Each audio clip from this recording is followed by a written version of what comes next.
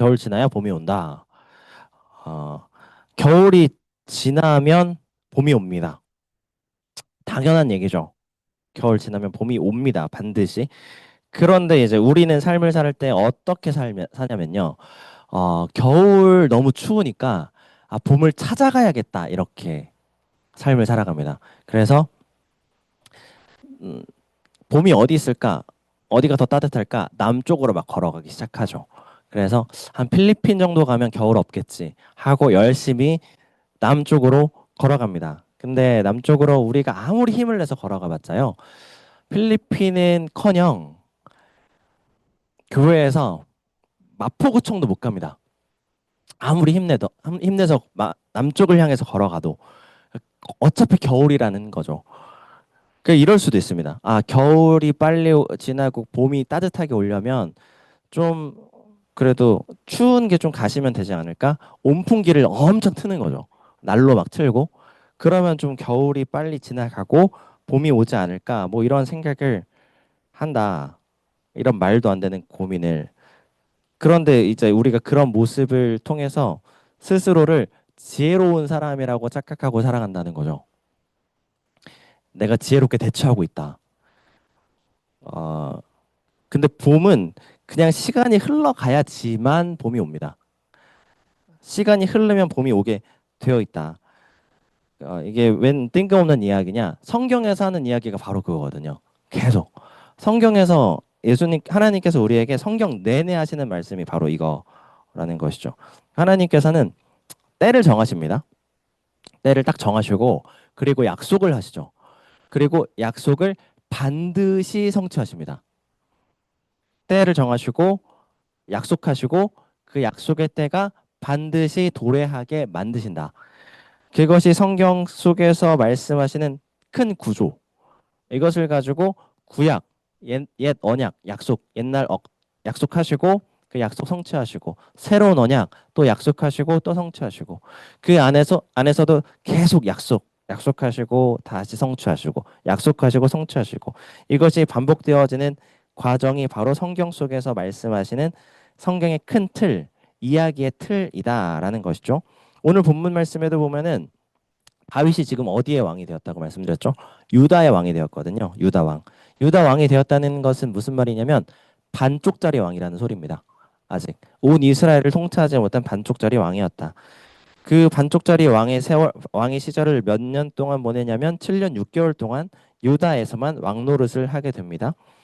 근데 하나님께서는 분명히 약속을 하셨거든요. 온 이스라엘의 왕이 되게 하겠다. 약속을 하셨는데 그렇다면 약속을 하나님께서 성취하셨을까요? 반드시 성취하시죠. 7년 6개월이라는 시간이 지났을 때 하나님께서는 약속을 성취하십니다. 다윗이 뭔가를 잘해서 그 약속이 성취가 되었는가? 전혀 아닙니다. 그냥 하나님께서 약속하셨기 때문에 다윗이 왕이 된 겁니다. 오히려 그 다윗 마음속에는 불안한 마음만 더 가득했거든요. 불안한 마음이 계속 가득하니까 자꾸 어, 속된 말로 똥볼을 계속 차는 거죠. 그리고 계속 그 죄를 짓습니다. 불안한 마음 속에. 그러니까 하나님은 약속을 하셨는데 그 약속대로 그 하나님의 때가 오지 않으니까 다윗의 마음 속에 불안함이 생겼고 그 불안한 마음으로 죄를 지었다. 그 죄가 어디에 드러나는가? 오늘 3장 2절 말씀에 다윗이 아들 몇 명 낳았다고 했죠? 방금 전에 어린 설교 때 6명 낳았죠. 근데 그 6명을 낳은 이야기가 2절부터 5절까지 말씀에 있거든요. 근데 여기에서 특징을 하나 발견하시면 됩니다. 제가 읽어드릴게요. 다윗이 헤브론에서 아들을 낳았으되 맏아들은 암논이라 이스르엘 여인 아히노함의 소생이요 둘째는 길라압이라 갈멜 아내 나발의 아내였던 아비가일의 소생이요 셋째는 압살롬이라 구슬왕 달메의 딸 마아가의 아들이요 넷째는 아도니아라 학깃의 아들이요 다섯째는 스바랴라 아비달의 아들이요 여섯째는 이드르암이라 다윗의 아내 에글라의 소생이니 무슨 특징이 있을까요? 엄마가 다 다르죠. 6명의 아들이 있는데 6명의 아들이 다 다릅니다. 헤브론 처음 올라올 때 아내가 몇 명 있었는지 혹시 기억나실까요? 2장 2절에 2장 2절에 보면 나오거든요. 처음에는 다윗이 그의 두 아내 이스라엘 여인 아이노함과 갈멜 사람 나발의 아내였던 아비가일. 그러니까 아이노함과 아비가일만 데리고 올라왔었죠. 그러니까 7년 6개월이라는 시간 동안 몇 명의 아내가 더 생겼습니까? 4명의 아내가 더 생겼죠. 그 4명의 아내 플러스 2명의 아내를 통해서 6명의 아들을 낳게 되었다. 근데 그 중에서 세 번째 아들의 엄마였던 사람은 어떤 사람이었냐면 3절에 압살롬이라 그술 왕 달메의 딸 마아가의 아들이요. 그술 왕의 딸이었죠. 그술은 어떤 나라였냐면 어디에 있었던 나라냐면요. 위에 북쪽에 유다가 남쪽에 있고요. 북쪽에 이스라엘이 있었는데 그 북쪽보다 조금 더 위쪽 북동쪽에 그술이라는 나라가 있었습니다. 그러니까 그술이라는 나라의 왕의 딸과 결혼했다는 건 무슨 말이냐면 이스라엘을 견제하기 위해서 그러니까 정략 결혼을 한 거죠. 한마디로. 어, 이 장면을 보면서 그냥 많은 분들은 당시의 문화가 고대 근동의 문화가 왕은 여러 명의 아내를 두었다. 그렇기 때문에 뭐 그게 큰 문제인가 죄인가라고 말을 할 수 있습니다. 당시에 그런 문화가 실제로 있긴 했습니다. 왕이 여러 명의 아내를 거느리고 있었죠. 근데 그것이 하나님께서 창조하신 원래의 모습이었는가? 전혀 그렇지 않았죠. 하나님께서는 처음에 천지를 창조하셨을 때 한 아내와 한 남편이 만나서 완전한 하나를 이룬다 이렇게 말씀하시거든요. 창세기 2장 24절에 남자가 부모를 떠나 그의 아내와 연합하여 한 몸을 이룰지어다 이렇게 말씀하십니다. 한 사람과 연합을 해서 완전한 하나의 연합체를 이룬다 이렇게 말씀하셨다는 것은 일부일처를 기본 하나님의 형상의 모양으로 삼으셨다라는 것이죠. 그런데 다윗은 인간적인 연약함과 그 불안함 속에서 이 여자 저 여자 결혼하고 그리고 심지어는 다른 나라의 이방족 속의 힘을 빌리기 위해서 정략 결혼까지 하는 그런 죄를 짓게 되었다. 그 다윗의 불안함이 극에 달한 장면이 바로 어떤 장면이냐면 오늘 3장 39절 말씀입니다. 39절에 뭐라고 말하냐면 내가 기름 부음을 받은 왕이 되었으나 오늘 약하여서 수르야의 아들인 이 사람들을 제어하기가 너무 어려우니 수르야의 아들은 아까 말했던 요압입니다. 요압과 그의 동생 아비새 그들을 막기가 너무 어려우니 여호와는 악행한 자에게 그 악한 대로 갚으실지로다 하니라. 이게 무슨 말이냐면 내가 지금 너무 약하다. 요압은 너무 세다. 요압이 굉장히 센 용사였던 건 맞거든요. 근데 다윗은 왕년에 골리앗 쓰러뜨렸던 사람입니다. 어, 그래서 뭔가 이렇게 힘이 붙여서 요압을 제압하지 못한다. 약간 이런 의미가 아니고요. 아직은 내가 반쪽짜리 왕이고 기름을 부었으나 여전히 내 상황이 불안정하다. 그 불안함 속에서 나왔던 그 마음 속에 인간적인 연약함의 고백이었다라는 것이죠. 그래서 다윗의 이 모든 행동들이 사실 우리가 이제 다윗 하면은 다윗 최고, 다윗이 한 거 다 맞아 이렇게 보시면 안 되고요. 다윗도 사람이었습니다. 그래서 끊임없이 죄를 짓죠. 연약함을 계속해서 드러냅니다. 근데 연약함이 언제 드러나냐면 마음속에 불안함이 찾아올 때 그 불안함을 통해서 자꾸 죄의 씨앗이 드러나게 되어진다. 아브라함도 마찬가지였는데요. 하나님이 아브라함한테 약속하십니다. 너로 큰 민족을 이루겠다. 근데 이게 태의 문이 열리지가 않는 거죠. 그래서 그 불안함 속에 여종을 통해서 낳은 아들의 이름이 이스마엘. 그리고 나서 하나님께서 말씀하시죠. 이스마엘 아니다. 여종 통해서 나올 아들이 아니다. 너의 아내 사라를 통해서 내 약속이 이루어질 것이다. 하고 주신 아들이 이삭인 거죠. 그래서 어, 하나님 약속을 통해서 주신 아들은 이삭. 그리고 인간의 불안함을 통해서 나온 아들은 이스마엘. 이것을 이제 사도 바울은 갈라디아서 4장에 뭐라고 말하냐면 여종에게서는 육체를 따라서 낳고 자유 있는 여자에게서는 약속으로 말미암았느니라라고 말하죠. 그 여종을 통해서는 내 육체의 불안함과 육체의 욕심에 따라서 이스마엘을 낳았고 그리고 하나님의 약속에 따라서는 이삭을 낳게 되었다. 이렇게 말씀을 하십니다. 우리 마음속에 계속해서 불안함이 찾아오고 내 마음속에 인간적인 정욕이 계속해서 솟아나게 되었을 때에는 그것이 죄의 씨앗으로서 계속해서 드러나게 되어 있다. 이것을 우리에게 말씀하시는 것입니다. 그래서 우리는 그러면 그래서 결론적으로는 무엇이냐면요. 결론적으로는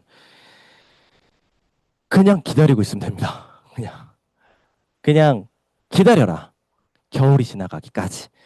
봄이 반드시 온다. 하나님께서 약속하셨다. 그래서 그 자리에서 잠잠히 기다리기만 하면 된다. 하나님께서는 그것을 우리에게 끊임없이 말씀을 하신다라는 것이죠. 제가 그 전에 한번 이 이야기를 한번 했던 적이 있었던 것 같은데, 산악 스키 타는 사람들이 있어요. 산악 스키가 뭐냐면요, 그 눈으로 덮인 높은 산에서 스키 타고 내려오는 거죠. 근데 거기까지 어떻게 올라가냐면요, 헬기 타고 올라갑니다. 걸어서 못 올라가니까 헬기 타고 올라가서 거기에서 이렇게 점프해서 뛰어 내려가지고 거기에서부터 이제 스키 타고 산을 타고 내려오는 거예요. 근데 그런 영상 이제 유튜브 찾아보면 있습니다. 굉장히 위험합니다. 막 돌이 이만한 게 있고요. 그 돌 뛰어넘는데 거의 낭떠러지 같은 곳을 점프해서 내려오기도 하고 나무가 막 빽빽하게 있는데 그 나무 사이를 이렇게 확 지나가죠. 그것도 굉장히 빠른 속도로 지나가거든요. 그래서 어떤 사람이 그 사람한테 인터뷰를 한 거죠. 도대체 어떻게 그렇게 빠른 속도로 나무 사이사이를 지나갈 수 있습니까? 나무가 도대체가 보입니까? 그 속도로? 이렇게 물어봤거든요. 근데 그 스키 선수가 스키를 타는 사람이 뭐라고 이야기를 하냐면 저는 나무를 보지 않습니다. 이렇게 얘기하는 거죠. 나무를 보면 나무에 반드시 부딪히게 돼 있습니다. 나무를 피해야지라고 생각하는 순간 충돌하게 되어 있습니다. 그래서 저는 나무와 나무 사이에 있는 길에만 집중합니다. 그래서 길에 집중하는 순간 장애물이 내 시야에 들어오지 않게 됩니다. 그래서 그 길을 따라 내려갈 뿐입니다. 이렇게 이야기를 하는 거죠. 우리의 마음의 불안함이 뭐냐면요. 나무입니다. 이 나무. 그러니까 그 불안함이라는 그 감정 자체에 우리가 집중하고 이 불안함에서 벗어나야지라고 너무 생각하면 그 불안함에 부딪히게 되어 있습니다. 충돌하게 되어 있죠. 그래서 넘어지게 되어 있고 그 자리에서 죄를 짓게 되어 있습니다. 우리 인간의 연약함이라는 것은. 그래서 우리는 불안한 그 마음 자체에 집중하면 안 되고 무엇에 집중해야 되느냐? 길에 집중해야 되죠. 길. 그 길이 뭐냐? 결국 말씀입니다. 말씀. 말씀에 집중하면 불안함이 보이지 않습니다. 어, 다윗이 이제 오늘 1절 말씀에 보면요. 뭐라고 말씀을 시작하냐면요. 사울의 집과 다윗의 집 사이에 전쟁이 오래매 다윗은 점점 강하여 가고 사울의 집은 점점 약하여 가니라. 다윗이 이런 불안함 속에서도 집이 계속해서 강하여집니다. 원인이 뭐였을까요? 다윗은 이 불안함 속에서도 말씀을 절대 놓치지 않았다는 거죠. 말씀을. 지난주에도 이제 설교 때 잠깐 말씀드렸지만 다윗이 정말 징하게 하나님 앞에서 놓지 않았다는 것이 하나 있었는데 그게 무엇이냐면 기도였습니다. 기도 절대 놓치지 않았거든요. 근데 기도를 놓치지 않았는데 어떤 기도를 했냐면 말씀을 근거한 기도를 했다는 거죠. 다윗은. 말씀 붙들고 기도했습니다. 그냥 기도한 게 아니고 말씀 붙들고. 그래서 다윗의 수많은 고백이 있는 시편에 그 중심에 고백의 말씀이 있죠. 시편 1편 1절에 복 있는 사람은 악인들의 길을 따르지 아니하고 죄인들의 길에 서지 아니하고 오만한 자의 자리에 앉지 아니하고 오직 여호와의 말씀을 즐거워하며 그 율법을 주야로 묵상하는도다 이렇게 말하죠. 다윗의 힘은 어디 있었냐면 하나님의 말씀을 즐거워했다. 그리고 그 말씀을 주야로 묵상했다. 근데 그 묵상했다는 말이 어떤 말이냐면 그 의미가 뭐냐면요. 작은 소리로 읊조리다라는 의미를 갖고 있습니다. 그 묵상하다라는 것은 말씀을 즐거워하면서 말씀을 들었고요. 그 말씀을 가지고 기도한 겁니다. 한마디로 주야로 계속해서 읊조린 거죠. 다윗의 힘과 능력은 어디 있었느냐? 말씀, 기도 이거였습니다. 이게 전부였습니다. 다윗의 인생 자체가. 그래서 또 고백하죠. 시편 119편에는 뭐라고 고백하냐면요. 내가 주께 범죄하지 아니하려 하여 주의 말씀을 내 마음에 두었으니 내가 죄를 짓는 연약한 인간이라는 것을 발견했으니 내가 붙들겠습니다. 하나님 말씀을 고백하는 거죠. 그러면서 뭐라고 119편에 또 이어서 고백을 하냐면 주의 말씀은 내 발의 등입니다. 길에 빛이 됩니다. 이렇게 고백하는 거죠. 말씀은 우리의 삶의 길이 될 수밖에 없다. 그것이 다윗이 붙들고 있었던 유일한 힘과 능력이었다라는 것입니다. 다윗 정치적인 감각도 없었습니다. 능력치가 굉장히 낮은 사람이었죠. 오늘 등장하는 아브넬 좋은 사람입니까? 나쁜 놈입니까? 나쁜 놈이죠. 아브넬. 딱 봐도 나쁜 놈 아닙니까? 아브넬. 아브넬 욕심으로 가득 찬 사람입니다. 자기가 왕의 자리에 올라갈 수 있는 명분이 없기 때문에 사울의 아들 이스보셋을 왕의 자리에 앉힌 거지 그 뒤에서 자기가 왕 노릇했거든요. 그래서 근데 그 욕심대로 자기가 통치를 하다가 마음에 들지 않자 그제서야 이스보셋을 치려고 한 거죠. 그냥 나쁜 놈이죠. 그런데 이제 다윗한테 온 거죠. 근데 다윗은 그 아브넬을 환대합니다. 정치적인 감각이 별로 그렇게 뛰어난 사람이 아니었다. 아니었습니다. 근데 그럼에도 불구하고 하나님께서는 다윗을 계속해서 강하게 만드시죠. 계속해서 자라나게 하십니다. 이유가 무엇이었느냐? 말씀과 기도. 이거밖에 없습니다. 다윗이 성장하고 열매를 맺은 순간은 언제밖에 없었냐면 말씀과 기도한 순간밖에 없었습니다. 자기가 뭔가를 자꾸 하려고 할 때는 탈이 났죠. 계속. 탈이 났습니다. 그것이 죄가 되었다라는 것이죠. 다윗 다윗이 아니고 저희가 지금 계속해서 정교인 신방 중에 있죠. 생각보다 말씀드렸지만 생각보다 훨씬 더 은혜가 굉장히 큽니다. 생각보다 굉장히 은혜가 많이 있고요. 무엇보다 이제 제가 좀 삶을 들여다 보니 그 좀 더 깊이 기도를 할 수 있다는 장점이 있습니다. 근데 이제 좀 이 말씀을 제가 그 신방을 갈 때마다 번면의 말씀을 드린 게 있어요. 그게 뭐였냐면은 말씀 읽는 시간을 정해서 말씀 읽으십시오. 이것을 이야기를 하고 있거든요. 시작을 했을까요? 시작을 오늘부터 하십시오. 한 집은 우리 다니 오늘부터 다하나 오늘부터 네 시작할 수 있을까? 그래가지고 그래서 그 뭐냐면요. 그 말씀을 붙들어야 되는데 사실 예배 드리면 제일 좋습니다. 가정 예배 이상적이죠. 못 하시잖아요. 근데 말씀이라도 읽으셔라. 그래서 근데 말씀 읽는데 특별히 그 저희가 이제 신방 시작하면서 저희 가정에서도 이제 말씀 읽기를 시작했습니다. 그래가지고 5명 이제 애들 3명 놓고 저랑 아내랑 5명이 앉아가지고 8시 딱 8시 되면요 말씀 한 장씩 읽습니다. 말씀 한 장씩 읽을 때 어떻게 읽냐면 시작하기 전에 기도하죠. 기도 짧게 합니다. 하나님 오늘 말씀 보는 시간 주셔서 감사합니다. 말씀 읽게 하나님께서 말씀하여 주옵소서. 예수님 이름으로 기도합니다. 아멘. 이렇게 끝내고요. 그리고 한 절씩 돌아가면서 읽죠. 제가 한 절, 아내, 윤서, 윤채, 윤아는 아직 한글을 몰라서 아내가 읽어주면 따라서 읽습니다. 근데 그렇게 천천히 읽어도요. 10분 정도밖에 안 걸립니다. 지금 잠언 읽고 있는데 잠언 한 장 읽는데 한 10분이면 읽거든요. 아무리 천천히 읽어도 15분이면 읽습니다. 쇼츠 영상 10개 보는 시간입니다. 딱 15개 보는 시간. 그 시간이면 충분합니다. 그 읽으시고요. 그 성경 읽고 나서 다른 거 할 필요 없고 그냥 주기도문하고 끝냅니다. 그 말씀에 대해서 제가 뭐 해설도 안 하고요. 그 말씀에 대해서 뭐 가지고 아이들한테 잔소리도 안 합니다. 이게 중요합니다. 잔소리를 안 하죠. 그리고 바로 끝냅니다. 그 시간을. 그거면 충분하다. 그거면. 근데 이게 쉬울까요? 쉽지 않을까요? 쉽지 않습니다. 그 목사니까 하시는 거 아닙니까? 목사여도 어렵습니다. 이거는. 목사여도 왜냐면 그 정해놓은 시간에 모든 일들을 다 멈춰야 되거든요. 나만 멈추는 게 아니라 가족 모두가 멈추는 겁니다. 그래가지고 그 자리에 모여서 약속된 시간에 하나님 말씀을 읽는 거죠. 이해되지 않아도 그냥 읽는 겁니다. 근데 그 10분의 시간을 위해서 우리가 서로 생각할 수 있는 지점은 이제 뭐가 있냐면요.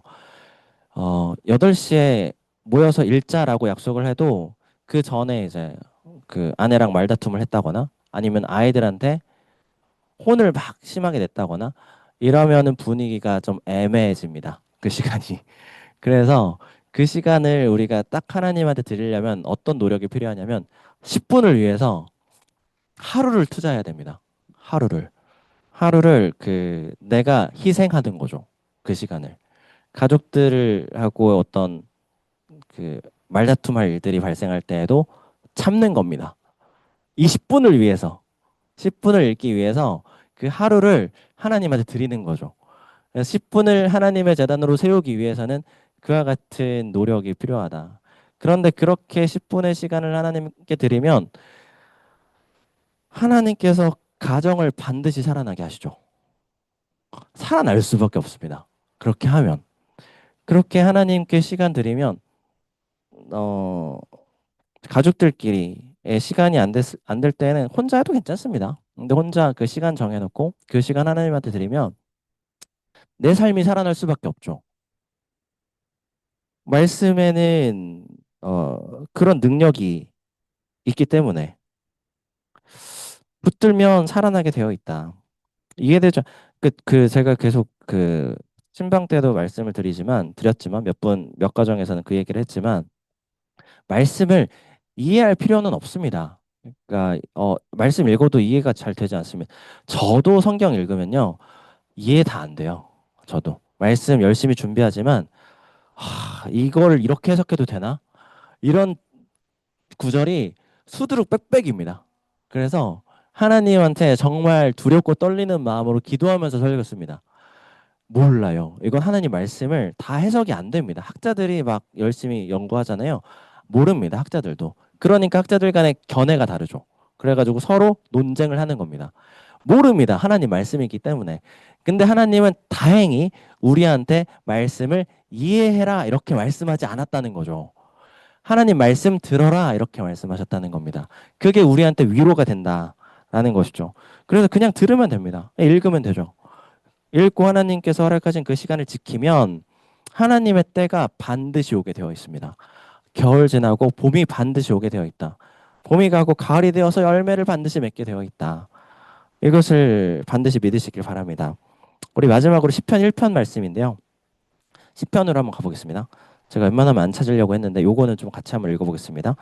시편 1편입니다. 시를 찾으시면 됩니다. 시 구약성경 804면 구약성경 804면에 시편 1편